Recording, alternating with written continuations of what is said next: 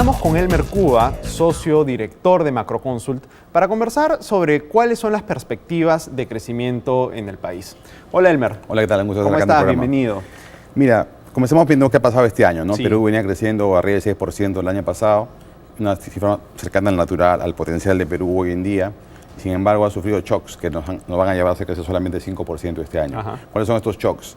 Primero, una caída importante en las exportaciones en su valor por los precios de las materias primas y mercados que se han comprimido afuera. Segundo, una mala suerte, digamos, un mal año agrícola por el clima, la roya y la papa que tuvo menor producción. La pesca también tuvo problemas regulatorios, digamos, que bajaron la masa, entonces choque de oferta. De tal manera que esos sectores primarios, vamos a decirle minería, pesca, agricultura, van a crecer este año 1,5%, o sea, debajo del promedio, que están jalando el promedio hacia abajo, ¿no? Claro. Otros sectores, digamos, un tercer choque ha sido la rápida subida del tipo de cambio, Ajá. ¿no? Que en los últimos meses subió fuerte, ahora se ha estabilizado, pero ese impacto de la subida te frena un poco la construcción. ¿Ah? Entonces, por eso no debemos extrañar de ver cifras un poco malas de construcción en los próximos meses. Entonces, esos tres golpes han hecho que no crezcamos 6,5% como tendríamos que haber crecido, sino apenas 5%. ¿no? Ahora, el ministro Bonjese ha declarado, me parece que ayer o ahora en la mañana, que él sí espera que se pueda llegar a crecer 5,7%. El próximo año. Sí. ¿Este año? Sí. ¿Cómo Muy lo ves? difícil, mira, porque ya han pasado, el primer semestre hemos crecido 5%. Este tercer trimestre que estamos viviendo vamos a crecer 4,5%. Ya. De manera que para llegar a esa cifra 5,7 es muy difícil, ¿no? Ajá. Y no se observa, la inversión privada todavía puede ser cercana a cero el último trimestre del año. Claro. Entonces no hay manera de que eso pueda dar vuelta tan rápido, ¿no? ¿Y cuáles son los principales riesgos externos que tú adviertes? ¿Qué pasa, por ejemplo, con la política monetaria de la Reserva Federal norteamericana? Se espera un cambio, ¿cierto? Sin duda, sin duda. Pero antes de eso, para cerrar un poco este año, que estamos hablando de un 5%, pero con reacción del Perú. El Perú no ha estado quietito esperando que te golpeen de afuera y crecer menos. El Banco Central ha bajado 3 veces el encaje y el MEF ha hecho una política expansiva fiscal, ¿no? Ha puesto un punto de producto como posición fiscal expansiva. Entonces ha contrarrestado un poco y creceremos pues 5% este año y después el próximo año será mejor.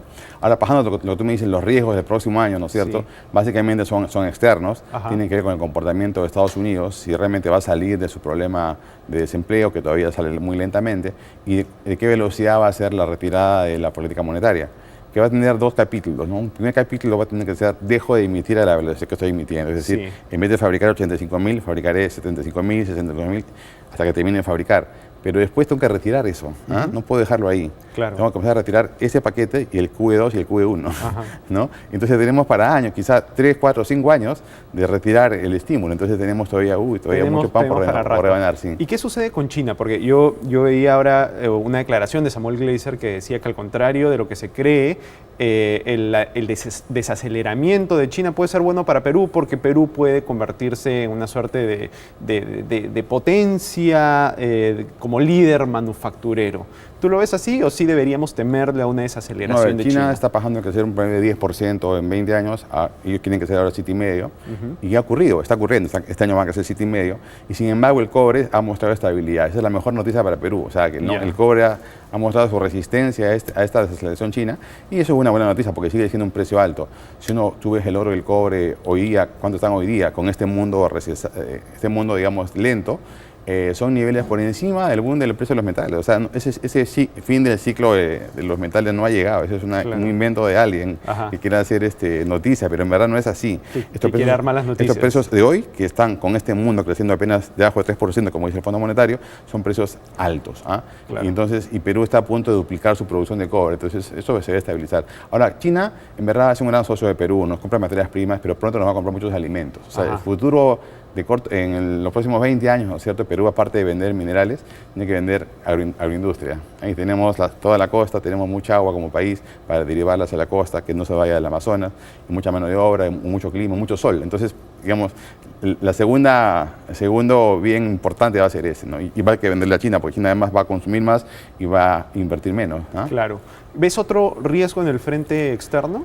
Sí, el tema fiscal. Los Estados Unidos se ha convertido, aunque parezca mentira, en un foco de riesgo. No solamente está en la parte monetaria, que ha hecho su Banco Central, sino el fisco, el Tesoro, ¿no es cierto? Que hemos vivido en estos días, hasta ayer hemos estado en ascuas pensando si va a haber o no va a haber default.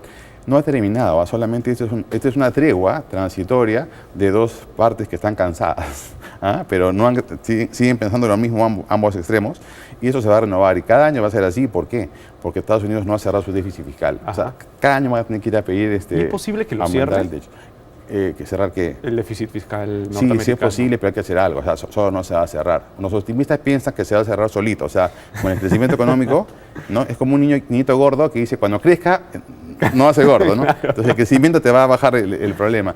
No es así. Ellos tienen que hacer una política explícita para reducir el déficit, ¿no? Claro. Han estado un poco abusando de que son percibidos fuera como alguien muy confiable, pero subir sus cifras, en 40 años han tenido déficit fiscal promedio de 3%, sí. En 40 años. Sí. Entonces, es un país que tiene una deuda que es explosiva y tiene que mejorarla. No es la manera correcta hacer lo que están haciendo, lo que iban a hacer ahora de un solo porrazo, ¿no? Eso sería recesivo mundial. Claro. Pero sí tiene que tener una trayectoria decreciente, si no va a ser un país que no vas a poder confiar en esos bonos, ¿no? De acuerdo. ¿Y cuáles son los principales riesgos que ves en el frente interno? Pocos, fíjate, porque el clima no lo maneja, se puede ver un niño, pero eso ocurre siempre. No veo un problema de cambio de política económica, no veo un riesgo de cambio sustancial en las elecciones del 2014, ¿no es cierto? Y con este Congreso un poco de partidos debilitados, no veo un cambio importante, más bien bajo riesgo. El riesgo viene de afuera y, aunque parezca mentira, esta vez viene de Estados Unidos, ¿no? Ahora, ¿y a ti no te da la impresión, sí, eso es cierto, a ti no te da la impresión que si bien nuestro país sigue con una política macroeconómica ejemplar, responsable, el problema viene más en lo microeconómico, o sea, por ejemplo, en los temas regulatorios, en las microregulaciones que saca el Congreso y que impiden que ciertos sectores o que todos los sectores sigan adelante con sus negocios? ¿No te parece que por ahí puede haber un riesgo? Sí, pero no es un riesgo de corto plazo. Si eso no lo solucionamos ahora, Perú se va a estancar en la siguiente década, va a ser muy poco. O sea, son costos de transacción, digamos, ¿no? Masivos y severos, pero en toda la microeconomía, ¿no? Sí. Desde tomar un taxi hasta poner a tu hijo en el colegio. Sí, claro. ¿No? Pequeñas cosas que te van haciendo difícil la vida y la fluidez de los negocios. Claro, ¿no? Porque a mí me da la impresión que este es uno de los congresos, si quieres, más populistas en este sentido que hemos tenido, ¿no? O sea, tenemos, después de varios años de mucha apertura económica, volvemos a ver, pues, propuestas como regular precios y cosas por el estilo. Pero afortunadamente esas propuestas no han prosperado, pero tampoco hemos arreglado el Estado. O sea, el Estado que es el que día a día, ¿no es cierto?, enfrentamos para el tema transaccional, no hemos hecho mucho por mejorarlo, ¿no? Entonces eso nos va a pesar. Ahora no nos va a pesar, porque tú dices, no voy a dejar de poner un supermercado en Juliaca porque hay inseguridad o porque hay problema de puertos, ¿no? Pero el día que eso ocurra va a ser muy tarde y ese día Perú va a crecer muy poco, ¿no? De acuerdo. ¿Y cómo vamos en cuanto a reducción de pobreza? Porque hace unos días Enrique Vázquez salió a decir básicamente que por lo menos en lo que tiene que ver con programas sociales la cosa no andaba muy bien. Pero globalmente, en reducción de pobreza, ¿cómo vamos? La pobreza en el Perú, no hay duda que bajo cualquier métrica que puedas usar, sistemáticamente hablando, la pobreza multidimensional o la monetaria, en cualquier métrica se ha reducido y se ha reducido un montón. Y son gracias al crecimiento económico que da empleo, ¿no? ¿Qué esperar en el futuro? Se va a seguir reduciendo, hay una importante masa de familias que están pegaditas a la línea. Entonces, con un crecimiento más o menos de 6-5% en los próximos 5 años, se va a reducir muy rápidamente. Después te va a quedar la pobreza más dura, ¿no? Y la lucha verdadera contra la pobreza recién comienza, no termina. Claro. Porque ahora sí están los pobres verdaderos, los pobres estructurales. Los otros eran familias que estaban ligeramente debajo de la línea, habían caído en los 80, ¿no? Y salieron. Pero entonces, ¿y esa reducción de pobreza es básicamente por el crecimiento económico? Sí, sin duda. ¿Y es correcto lo que dice entonces Vázquez acerca de que en verdad los programas sociales han ayudado, pero no tanto? No, los programas son de alivio. Nunca piensa que juntos te va a hacer no pobre. Juntos te hace que no te mueras de hambre, claro. Que es diferente. Entonces hay que verlo en cada uno en su verdadero objetivo, ¿no? Ahora bien, a eso habría otro problema. Dos problemas, ¿no? Hay que ser ahora mucho más finos en lo micro para ayudar a los pobres realmente extremos, ¿no? A salir de ahí más adelante, con políticas ya más potentes. Y luego, estos que ya no son pobres, pero tampoco son una clase media consolidada, son la mayoría del Perú. O sea, un tercio de familias peruanas hoy día no es una clase media consolidada y tampoco es pobre. Claro, es una clase media frágil. ¿Y qué recibe el Estado? Recibe maldades, ¿no? Una pésima educación pública, ¿no? Pésima seguridad ciudadana, no acceso a la justicia. Entonces, ¿qué le puedes pedir? Que confíe en el Estado si el Estado mismo te hace la vida imposible, ¿no? De acuerdo. Ese es el gran reto de Perú en las próximas elecciones, ¿no? Perfecto. Muchísimas gracias, Elmer. Un gusto. Bueno, vamos a una pausa y volvemos. Scotiabank. Descubre lo que puedes lograr.